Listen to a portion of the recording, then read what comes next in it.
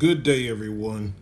Today is August 22nd, 2020, and this is Metal Mason 19, and I stack precious metals on the quick in the same way that a stonemason stacks cinders, stones, and bricks. Um, I just want to start out by going over a topic that I had discussed in one of my earlier videos. And the reason I'm going over it again because it's something that kind of it's a thought that's stuck in my craw, given the fact that precious metal prices have gone up so much since I made this particular mistake. And I'm going to make it quick as I can this point, because again, like I said, I touched on it before in an earlier video. Long story short, in early 2000, I had reached out to this company to purchase gold and silver. Okay, and I had some money that I was going to put into it. Made the phone calls. We were negotiating how everything was going to work. And because I had been investing in silver and gold since 1993, but this was going to be one of my largest purchase, one of the largest purchases I had made in my life. I had the cash, and I was going to move forward with it. And long story short, I had made the decision. I had shared my idea of what my plans were with the guy who I work with, and he was in the stock market, and basically he convinced me that, hey, you should try stock and see what happens. But let me show you what I lost here. So what I'm showing you here is a brochure from that company, and this was the price of their silver at the time. And this was in early 2000 when I was having this conversation. So right here you can see the silver low. The range is from $4.16 an ounce up to $8.81 an ounce, with an average of $5.16 an ounce from, again, 1997 to 2006. And the high range from $6.34 an ounce up to $14.85 an ounce, with an average of $7.29 an ounce. Gold at that same period of time, the low was $283 an ounce up to $527 an ounce, with an average of $325 an ounce. And the high was $366 an ounce up to $720 an ounce, with an average of $14 an ounce. Moving on to platinum, $341 an ounce up to $975 an ounce on the low, with an average of $549 an ounce, and on the high, $456 an ounce up to $1,321 an ounce, with an average of $732 an ounce. Last, palladium from 1997 to 2006 on the low, $120 an ounce up to $265 an ounce, with an average of $232 an ounce, and on the high, $239 an ounce up to $399 an ounce, with an average of $486 an ounce. Now, if you look there in the center, you can see where palladium spiked in 2001 up to $1,085, but still the average was $486. Still could have dollar cost average got in and still made a little bit of money. But enough of that part. My point of showing that to you was showing you what I gave up, something that I knew or believed to be true, and I went against my own instinct to try something new.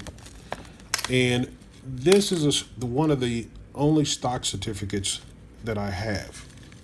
Now, of course, as you can see, like 9 million shares, this was a penny stock. So in terms of my overall investment, this was like a very, very small amount. It's not like it was a large amount of money, but the potential that you look at when you have a 9 million shares of anything, of course, you believe if you get on the bottom floor of a new business, you can ride that thing up and really multiply your investment. And that's what I had planned to do, at least with this particular stock. But again, I had other investments besides this one, but they were all similar in the same idea, that they were electronic investment. They were paper investments, not real money. Okay.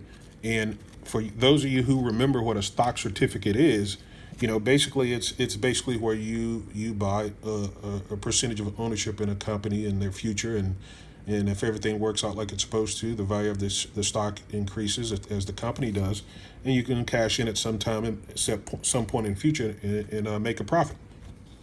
But here's what I want you to do. Look at this date. Now, if you remember the date that I showed you on the brochure, this is that same time when I bought this particular company shares. Okay. Now, matter of fact, it's not when I really bought the shares. I think this is the date that I requested the stock certificate.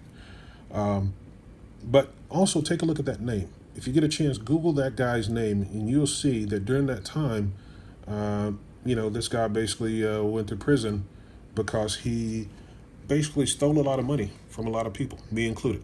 But this stock certificate is a reminder is that when this company folded, the idea is only people who had a stock certificate who could prove they had ownership in the company would get compensation in the lawsuit. So I got my certificate.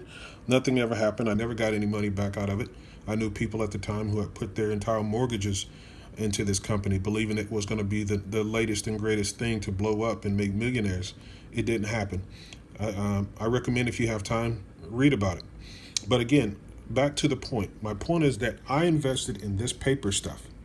Okay, nothing real. I took a risk against my own better judgment and put all my money into this paper stuff, and I lost it all, almost every dime.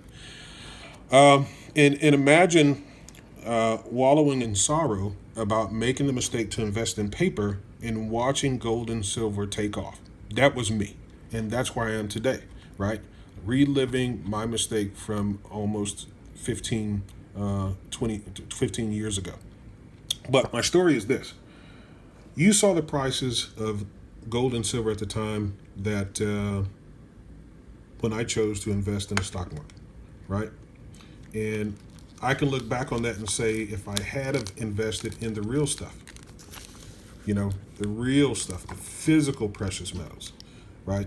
Not the paper stuff, but the physical precious metals. I would, well, one, I can say with honesty, because I know how much I had at the time, and I know how much silver and gold had multiplied over the years. I could actually see what kind of impact it would have had on my life had I stayed the course with what I knew to be tried and proven to be true. But I didn't do that. I made the mistake and I went a different path, and I paid the piper. I can tell you, had I went that direction, I would have paid off my house and a big chunk of most of my bills. But instead, I was left with a big, with no savings and with debt. So, looking at where prices of gold and silver is today, silver is now, I think, above $26 an ounce. Gold is hovering somewhere between $1,950 to $2,000 an ounce.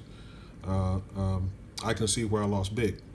So I'm sharing this with you as my lesson. It may not be yours. This is my truth. Again, I've been investing in precious metals since 1993. I've sold a lot of precious metals.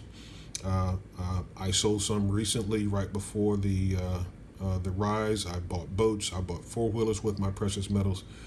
So it's nothing new to me, but I tell you, it does suck to have gotten rid of a large portion of your precious metals at a time when it's on the rise.